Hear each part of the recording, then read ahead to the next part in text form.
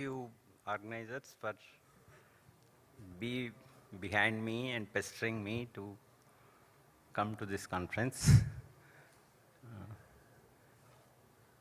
I thank all the stakeholders of this conference for inviting me to this conference. I'll be speaking about, actually NIC is doing many things, but I look after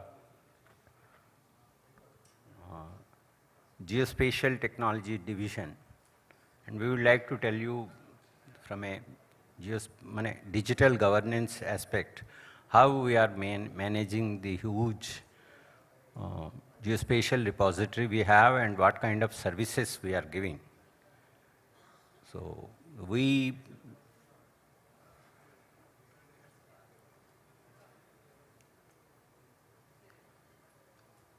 actually, I'll give a little background about this. All these efforts of creating a map platform has started way back in 2005-06 when Planning Commission has sponsored NIC to create a multi-layer GIS platform for the country so that all governance applications can use GIS as part of their workflows. So at that time, the maps were prepared, being maintained by Survey of India in DGN format. They are disjointed. They are not in ready-to-use format. And the village boundaries were also not validated. So we paid at that time about 8 crores to Survey of India from this project to creating the village boundaries of the country. So that was the beginning of our journey. And after doing all this, we have launched what is called a NIC Maps, which is at a 1:50,000 scale, which is a coarser scale, good for planning at the regional level, at the district level, but not beyond that. So then MIT has given us a funding in 2013-14 for creating, expanding this, upgrading of this multi-layer GIS framework at 1:10,000 scale, where we have created about 6 layers: settlements, roads, railway network, and canals, water bodies, and rivers. So all these layers we have created uniformly across India, and we have integrated with the administrative framework. And we also started working with various organizations for creating their asset directories. Like we are now working with at least 5 departments. Department of School Education, where Uday system creates huge repository of school locations. Similarly, Department of Financial Services, they wanted to map all their assets, banks, ATMs, bank mitras.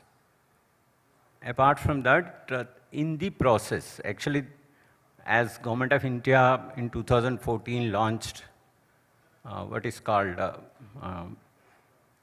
DBT scheme, they want to see whether every village has a banking facility or not. So we enabled that. We did the gap analysis. We told them where the gaps were there. When we started off in 2015-16, there was about 40,000 pockets where banking facility was not available. Now it has been reduced to very few number of villages. I don't say that we have reached zero because of the expanse of the country and the kinds of constraints in reach of mobile access has its limitations in taking this. But in the process, we have enabled Department of Post to create about 10,000 post offices. And set up 10,000 post offices to increase the coverage, because postal is one network which is uniform across India. Every 5 or 6 villages, if you take, there is one postal person, and postal has that concept of they can reach any person within a day's time across India. So this is our framework. Basically, the core of this is geospatial data, and around that we have created various services. Then around those services, we have created various applications. That is the three-tiered structure in which we move. We provide many services, like we have a base map service which we have recently upgraded. We have all administrative boundaries up to village level. We are, in 2016-17, we started collaborating with Ministry of Panchayati Raj and creating the Gram Panchayat boundaries based on LGD codification. All our administrative layers are integrated with LGD codes. Padjoshi ji is here, and with his support, we have launched an application called Gram Manchitra in 2018-19. So that is also a great beginning as far as Gram Panchayat planning is concerned. I'll just cover that. And we have created a map service which is now being consumed by about 250 departments across the country, which include, recently BSF has approached us, and NABARD is coming to us, and many organizations. I don't know who are using, but I know even PM Surya Ghar Yojana, we are giving service. Ujjam, we are giving service. And we are giving our map service to many dashboard applications. Some are known to me, some are unknown to me, but it is being used at many places for creating many applications. I'll show some of the glimpse of that as I go forward. So we have 4 base maps of India. One is a 50,000 K base map which is Survey of India base. Then we have about 1:10,000 scale base map. And then we have a satellite map. We have a terrain map. NIC is the only organization which has organized Survey of India data and created, actually, now recently, perhaps you all know that the policy has opened up recently in 2022. Before that, you are not supposed to show many things to many people. So we used to go to Ministry of Defense for taking permissions for showing our map. Now, after the policy has opened up, many things are happening. And drone flying is happening. Swamitva scheme has happened. And with Swamitva scheme, we are doing many things. I will just cover in a moment's time. So these are the 4 base maps I was mentioning. One is NIC map, second is street map, third is terrain map, and satellite map. These are our own base data sets. We provide coding and reverse geocoding service. If you have a lat long, it will take you to the place and it will tell you which place you are in, which village, which state, which district. And if you know the place name, it will give you the reverse. It will give you the lat long, which is called reverse geocoding. Both the facilities are available and is being used by many applications. This map service portal, which I was mentioning, it's a very simple way of using. We are giving 32 layers as a map, as a service. People can integrate. The core is the administrative layers. Then you have road network, rail network, forest layer. All these things are available. Map as a service. You can integrate into your application and create new applications over it. You can create your visualizations, you can create a dashboard, you can even monitor your works. Everything you can do using these. So major users of these map services, to mention a few are these things which I have mentioned here: Ministry of Panchayati Raj, Ministry of Rural Development, drinking water. Many people would have seen the Jal Jeevan Mission dashboard. It is driven by our administrative boundaries. The basic layers behind that is the administrative boundaries. And we keep, the uniqueness of our thing is we keep updating, because we are integrated with LGD code. We keep updating our administrative boundaries and it is up to date. During COVID also, we were behind as far as districts were concerned. We were having a gap of about a couple of districts, mostly in Northeast. Then we collaborated with NIC and got the boundaries and integrated and given service to government.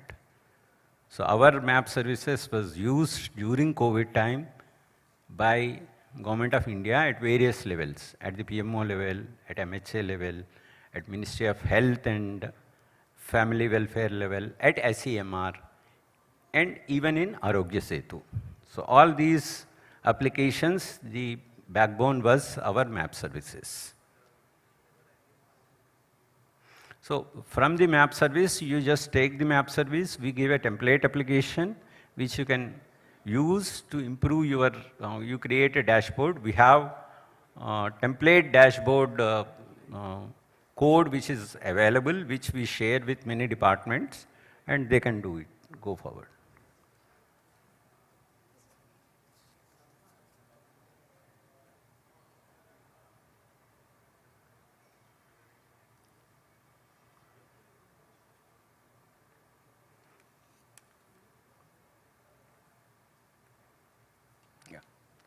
So I will just quickly showcase some of our applications. This is a state GIS portal where all states have, we have pulled out the data from the base Bharat Maps framework, and we have created all these applications. We are doing so many projects. One is, some of the major projects are mentioned here. The new applications which we are doing is integration of Swamitva data on Gram Manchitra application, and we are creating, I'll just show some snapshots right now. And Parivesh application, we have created a complete DSS for identifying whether if somebody is applying for a license, wildlife clearance or environment clearance or forest clearance, there is a complete workflow application. This is a single window system of Ministry of Environment and Forest, where for giving the forest permissions, we have created a DSS based on the different layers provided by different departments. I'll just show the snapshots of that.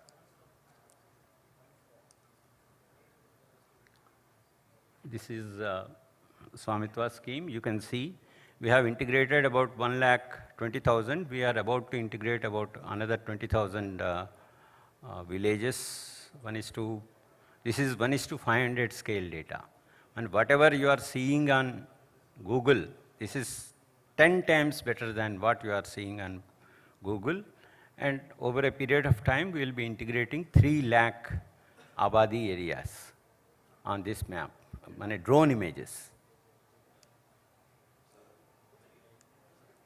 And these are some of the,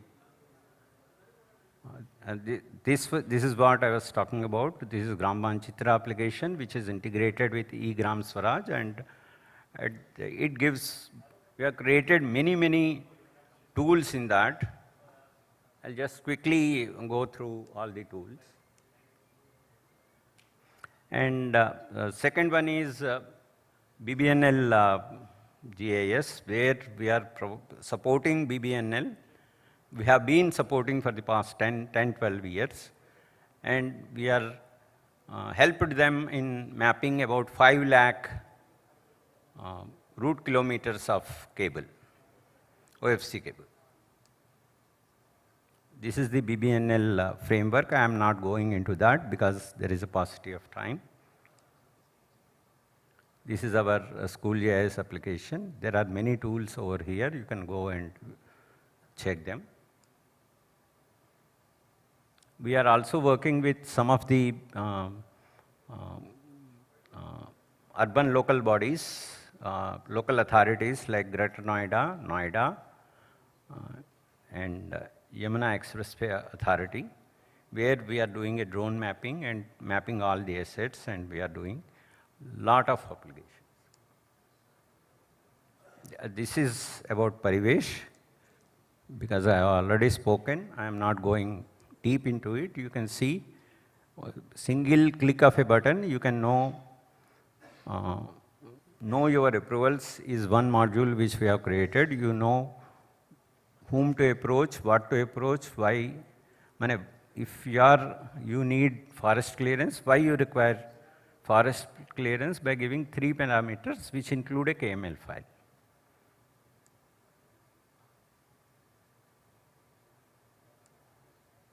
This know your approval thing is freely available and people can access. These are some of the snapshots. This is our DBT GIS application, where you can see on the right side the gap analysis, which in the inside of the application people can do. There is a Find My Bank application which you can use, and you can know which ATM is where. We have a mobile application called Jandhan Darshak, which can be accessed, and you can find where is the nearest ATM is. These are some of the solutions we gave during COVID time.